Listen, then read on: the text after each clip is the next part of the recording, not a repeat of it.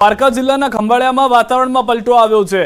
Fort, મોટી ખોખરી, લાલપરડામાં પવન સાથે વરસાદ થયો છે। ખંભાળિયાના ગ્રામ્ય પંથકમાં કમોસમી વરસાદ શરૂ થઈ ગયો છે। ભારે બફારા વચ્ચે તેજ પવન સાથે કમોસમી વરસાદ, કેટલાક વિસ્તારોમાં ધૂળની ડમરીઓ પણ ઉડી છે। કમોસમી વરસાદથી ખેડૂતોમાં ચિંતાનો માહોલ જોવા મળી રહ્યો છે। ખંભાળિયાના દ્રશ્યો આપ જો જાણે વાવાઝોડું આવ્યું હોય તે પ્રમાણેની પરિસ્થિતિ, સતત ભારે પવન ફૂંકાઈ રહ્યો છે। ખેતરની અંદર કરા પડતા જોવા મળી રહ્યા છે। ન્યૂઝ 18 સંવાદદાતા મુકુંદ અમારી સાથે જોડાઈ ગયા છે। મુકુંદ, શું પરિસ્થિતિ છે હાલમાં દ્વારકાની? દેવભૂમિ દ્વારકા જિલ્લામાં સતત બીજા દિવસે પણ વાતાવરણમાં પલટો જોવા મળ્યો છે। બપોરના 3:30 વાગ્યા પછી વાતાવરણમાં પલટો આવ્યો હતો। ત્યારબાદ ખંભાળિયા તાલુકાના ફોર્ટ, મોટી ખોખરી, લાલપરડા સહિતના જે ગ્રામ્ય વિસ્તારો છે તેમાં તેજ પવન અને કરા સાથે જે વરસાદ વરસ્યો હતો। કમોસમી વરસાદના કારણે ખેડૂતો પણ ચિંતિત બન્યા હતા, કેમ કે ગ્રામ્ય વિસ્તારોમાં હાલ ખેડૂતોના ખેતરો છે તે ખેતરોમાં રવિ પાક, ઉનાળુ પાકમાં જે તલ છે, મગ છે, અડદ છે સહિતના જે પાક છે તે પાક ખુલ્લામાં પડ્યો હોય તે પાક પલળી જવાની પણ ખેડૂતોને ભીતિ સેવાઈ રહી છે। સાથે વાત કરીએ તો કેટલાક વિસ્તારોમાં પતરા અને શેડ પણ ઉડવાના બનાવ સામે આવે છે। ત્યારે હાલ દ્વારકા જિલ્લામાં કમોસમી વરસાદ તેજ પવન સાથે વરસ્યો હતો। જીતા, આભાર સમગ્ર માહિતી બદલ મુકુંદ। તો દ્વારકાની અંદરની આ પરિસ્થિતિ છે, કેટલાક વિસ્તારોમાં ભારે પવન સાથે વરસાદ છે, વાવાઝોડું આવી ગયું હોય તે પ્રમાણેની પરિસ્થિતિ છે અને સાથે કરા પણ થઈ રહ્યા છે। તો ડાંગ જિલ્લામાં સતત 5મા દિવસે વરસાદ થયો છે। કમોસમી વરસાદને કારણે વાતાવરણમાં ઠંડક છે। આહવા, વઘઈ સહિતના વિસ્તારોમાં વરસાદ જોવા મળી રહ્યો છે। સાપુતારા વઘઈ માર્ગ પર પવનથી વૃક્ષો ધરાશાયી થયા છે। વાહન ચાલકોને સાવચેતી રાખવા વહીવટી વિભાગ દ્વારા વિનંતી કરવામાં આવી છે। ડાંગની અંદર અનેક જગ્યાએ ભારે પવનને કારણે વૃક્ષો ધરાશાયી થયા છે। હાઈવે ઉપર વૃક્ષો ધરાશાયી થવાને કારણે ટ્રાફિકની સમસ્યા ન થાય તે માટેના પ્રયાસ પણ કરવામાં આવી રહ્યા છે, પરંતુ સતત 5મા દિવસે આ રીતની પરિસ્થિતિ ડાંગની અંદર જોવા મળી રહી છે। વધુ માહિતી ન્યૂઝ 18 સંવાદદાતા નિશાંત પાસેથી મેળવીશું। નિશાંત, હાલમાં શું પરિસ્થિતિ છે સમગ્ર જિલ્લાની? સિદ્ધાર્થ, ચોક્કસથી જણાવી કે ડાંગ જિલ્લાના વાતાવરણમાં સતત 5મા દિવસે પણ પલટો આવ્યો છે અને વરસાદ ધમાકેદાર બેટિંગ કરી રહ્યો છે। કમોસમી વરસાદને પગલે ગરમીથી લોકોએ રાહત અનુભવી છે। ત્યારે જિલ્લાના મુખ્ય મથક આહવા, વઘઈ સહિતના જે સમગ્ર વિસ્તાર આવે છે, સમગ્ર વિસ્તારમાં ધોધમાર વરસાદ વરસી રહ્યો છે।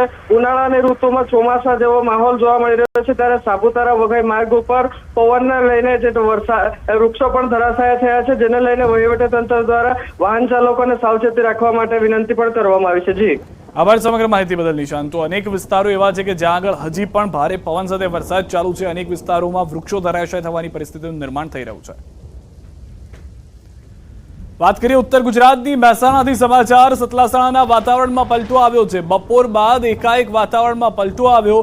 ભારે પવન સાથે વરસાદ વરસી રહ્યો છે। સાંજના સમયથી રાત સુધીમાં અનેક વિસ્તારોમાં વરસાદને લઈને જે પરિસ્થિતિ છે તેનું નિર્માણ થઈ ચૂક્યું છે। અનેક વિસ્તારોમાં ભારે પવન સાથે વરસાદ જોવા મળી રહ્યો છે। કેટલાક વિસ્તારોમાં કરાનો જ વરસાદ શરૂ થઈ ગયો છે। સામાન્ય વરસાદ જોવા જ નથી મળી રહ્યો, તો કેટલાક વિસ્તારોમાં ફક્ત ભારે પવન, ધૂળની ડમરીઓ ઉડતી હોય તે પ્રમાણેની પરિસ્થિતિનું પણ નિર્માણ થતું જોવા મળી રહ્યું છે। તો ભારે પવન સાથે વરસાદ વરસ્યો હોવાના મહેસાણાથી પણ સમાચાર મળી રહ્યા છે। સતલાસણાના વાતાવરણમાં પહેલા બપોર બાદ પલટો આવે છે અને પછી ભારે વરસાદની શરૂઆત થઈ જાય છે। તો મહેસાણા જિલ્લા, ઉત્તર ગુજરાતમાં પણ સમાચાર વરસાદને લઈને જે રીતે દ્રશ્યોમાં વૃક્ષને પણ જોઈ રહ્યા છો, ભારે પવનના કારણે એક તરફ આખું વૃક્ષ નમી જાય તે પ્રમાણેની પરિસ્થિતિનું નિર્માણ થતું પણ જોવા મળી રહ્યું છે। ખેડૂતો આ પરિસ્થિતિ માટે તૈયાર ન હતા। અનેક એપીએમસીમાં તેને લઈને નુકસાનીની પણ વાત કરવામાં આવી છે, તો કેટલાક વિસ્તારોની અંદર નુકસાની પણ સ્પષ્ટ જોવા મળી રહી છે। વધુ માહિતી ન્યૂઝ 18 સંવાદદાતા પાસેથી મેળવીશું। કેતન, મહેસાણામાં શું પરિસ્થિતિ છે ભારે વરસાદને લઈને? ચોક્કસથી સિદ્ધાર્થ, જણાવી દઉં કે મહેસાણાના સતલાસણા જે વિસ્તાર હોય છે પંથકમાં હાલમાં જે વાતાવરણમાં જે પલટો જોવા મળી રહ્યો છે, થોડા સમયથી જે વરસાદ હોય છે, વરસાદની શરૂઆત થઈ છે।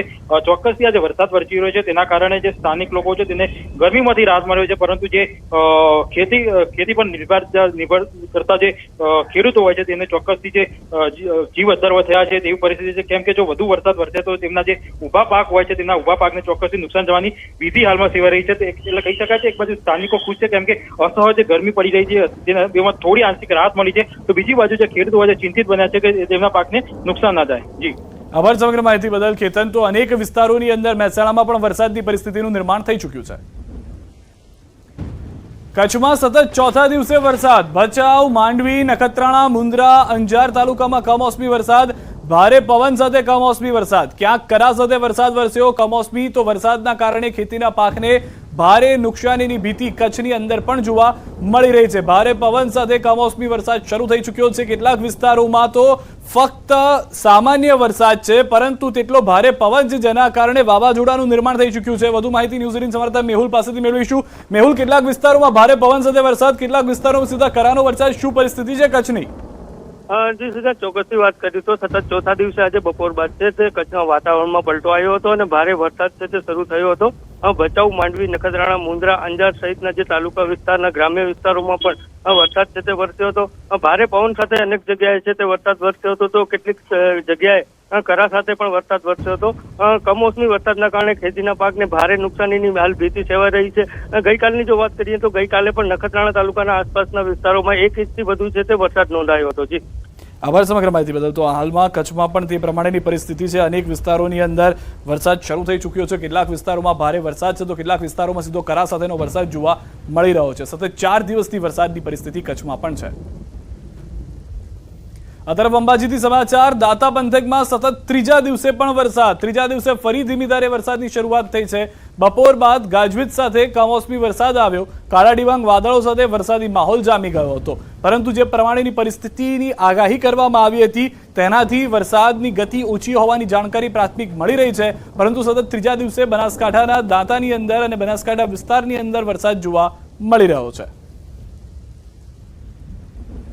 ગુજરાતમાં જે રીતે હવામાન વિભાગે 4 દિવસ માટે વરસાદની આગાહી કરવામાં આવી છે, તે જ રીતે અંબાજી પંથકમાં જો કે ગઈકાલે પણ ધોધમાર વરસાદ પડ્યો હતો, ત્યારે આજે ફરી એકવાર બપોર બાદ દાંતા પંથકમાં વરસાદની હેલી વરસવાની શરૂઆત થઈ છે. હાલ તબક્કે જો કે જે રીતે આપ જોઈ રહ્યા છો કે જે ખેતીવાડી વિસ્તાર છે, ખેતીવાડી વિસ્તારમાં એટલે કે ધીમી ધારે વરસાદની શરૂઆત થઈ ચૂકી છે અને આમ જે સમય જતા છે વરસાદ વધી શકે તેવી પણ શક્યતાઓ જોવા મળી રહી છે. ચોક્કસ પતે બતાવે છે કે હાલ તબક્કે પણ આકાશમાં જે રીતે કાળા ડિબાંગ વાદળો જોવા મળી રહ્યા છે તે જોતા એવું લાગી રહ્યું છે કે થોડા સમય બાદ જે આકાશમાં છે વધુ વરસાદ વરસી શકે છે. હાલ તબક્કે છે દાંતા પંથકમાં આ ધીમી ધારે વરસાદ જે વરસ્યો છે તે જોતા સવારથી જે ગરમીનો ઉકાળો તેમાં આંશિક રાહત જોવા મળી રહી છે. મહેન્દ્ર અગ્રવાલ, ન્યૂઝ 18 ગુજરાતી, દાંતા. આ તરફ પોરબંદરથી સમાચાર. ઘેડ પંથકમાં વરસાદ, ઘેડના ગ્રામ્ય વિસ્તારોમાં વરસાદ, બોક્સર, કાસમડા અને છત્રાવા ગામે વરસાદ શરૂ થયો હોવાની જાણકારી પોરબંદરથી પણ મળી રહી છે. પોરબંદરમાં પણ ધીમી ધારે વરસાદ શરૂ થયો હોવાની હાલમાં પ્રાથમિક જાણકારી છે, પરંતુ કાળા ડિબાંગ વાદળો હજી પણ પોરબંદર જિલ્લા પર ઘેરાયેલા જોવા મળી રહ્યા છે. રાત સુધીમાં કેટલાક વિસ્તારોમાં હજી પણ વરસાદ થઈ શકે છે. ભારે પવન સાથે થતા વરસાદને કારણે ખેડૂતોની ચિંતા સતત વધી રહી છે.